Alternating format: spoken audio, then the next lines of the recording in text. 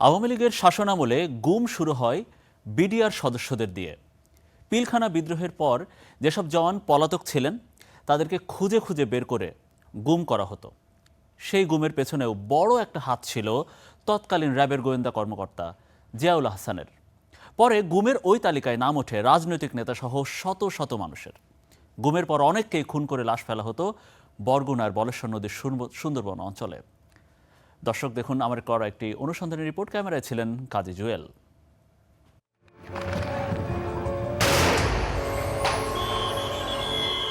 পিলখানায় BDR বিদ্রোহ ও হত্যাকাণ্ডের সময় পিলখানার বিডিআর হাসপাতালের মেডিকেল টেকনিশিয়ান পদে চাকরি করতেন নজরুল ইসলাম। বিদ্রোহের দিন তিনি পিলখানা ছেড়ে পালিয়ে যান আর চাকরিতে যোগ না দিয়ে গোপালগঞ্জের একটি হাসপাতালে কাজ নেন। সেখান থেকে 2010 সালে গুমের শিকার হন। পরে নজরুলের মরদেহ মেলে বাগেরহাটের রায়েন্দা এলাকায় বলেশ্বর নদীতে।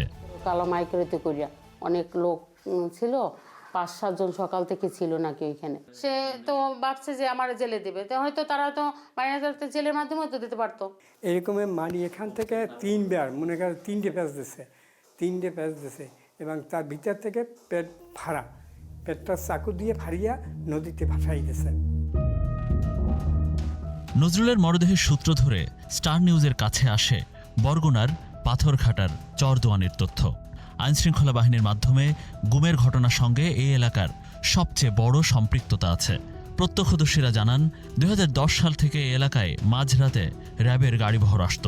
গাড়ি থেকে আসামির মতো মানুষ নামানো হতো, ট্রলারে করে তাদের নেওয়া হতো বলেশ্বর নদী হয়ে সুন্দরবন এলাকায়। সকালবেলা দোকান খুলতাম, দেখতাম যে 9টার দিক দিয়ে 10টার দিক দিয়ে লাশ লই আইছি। ট্রলার মানুষ, ব্রিজ ভরা, ব্রিজের উপরে অনেক মানুষ। এইখানে এসে ওই ঝোপের ভিতরে বসে দাঁড়াই আমি আর কি দেখছি যেমনটা হইলে হাত পা বাঁধা অবস্থায় মানুষ উঠেছে, পা বাঁধা না হাত বাঁধা অবস্থায়, মানে হাঁটাইয়া চোখ বাঁধা অবস্থায়। এই সাপোর্টে ফালাইয়া এরকম হাত এবং পা বাঁধা অবস্থায় এরকম শোয়াইয়া মাথায় গুলি করতো ওরা। হ্যাঁ হ্যাঁ হ্যাঁ হ্যাঁ এইভাবে পুরোপুরি শোয়াইয়া এইভাবে মাথায় গুলি করতো। মাথায় গুলি করিয়া তারপরে হইল গিয়া এই হাত আর পা এরকম বাঁধা অবস্থায় এই জায়গায় একটা ওই যে সিমেন্টের ব্যাগ আর পা একটা সিমেন্টের ব্যাগ লাগাইয়া পেট চিরিয়ে তারপরে নদীতে ফালাই দিত। স্থানীয়দের তথ্য মতে গুম হওয়া ব্যক্তিদের নিয়ে র্যাবের গাড়িবহর যেত ভান্ডারিয়া হয়ে মঠবাড়িয়া পাথরঘাটা সড়ক ধরে বরগুনার চরদোয়ানি। সেখানে বাজারের পাশেই বরফকলের সামনে গাড়ি রাখা হতো। বরফকলের সামনে থেকে ট্রলারে উঠে সোজা বলেশ্বর নদীতে। চরদোয়ানি খাল থেকে নদীর মোহনা, এরপর 2 থেকে 2.5 ঘন্টা ট্রলার চললেই বঙ্গোপসাগরের মোহনা। ঠিক যখন নদীতে ভাটা নামত তখন গুম হওয়া ব্যক্তিদের মরদেহ ফেলে দেওয়া হতো নদীতে, যাতে ভাটার সময় গভীর সমুদ্র ধরে মরদেহ তলিয়ে যায়।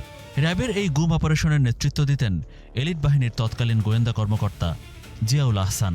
তাকে সহায়তা করতেন বরিশালের র্যাব 8-এর কর্মকর্তারা। এই তো এটা জিয়া। এনাকে দেখছেন আপনি নিজ চোখে? হ্যাঁ। কি বোটের উপরে? হ্যাঁ, এই ব্রিজের উপরে থাকে। আমার জানা মতো 200-র উপরে করছে। হ্যাঁ, মারিয়ে ফেলাইছে, এইরকম নদীতে লাশ ফালাই দিছে। 2-3 নিয়ে আসতো, সর্বোচ্চ 9 জন। এরও দেখছেন? দেখছি স্যার। ওনারা কোত্থেকে আসতো? ওনার গাড়িতে এসে কোথেকে আসতে আমি জানতাম। ওনারা ঢাকার অফিসার? হ্যাঁ। দীর্ঘ অনুসন্ধান চালিয়ে র্যাবের সে বেশ কয়েকজন সোর্সকে খুঁজে বের করে স্টার নিউজ। যে ট্রলারে করে গুম অপারেশন হতো সেই ট্রলারেই থাকতেন র্যাবের সোর্সরা।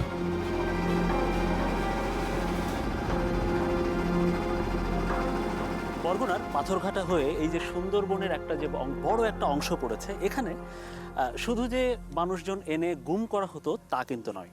এখানে আরও একটি যেটা করা হতো সেটা হচ্ছে বন্দুক যুদ্ধ দেখানো হতো। জলদস্যু, বনদস্যু, ডাকাত, অস্ত্র উদ্ধার এই সব করা হতো এই জঙ্গলে।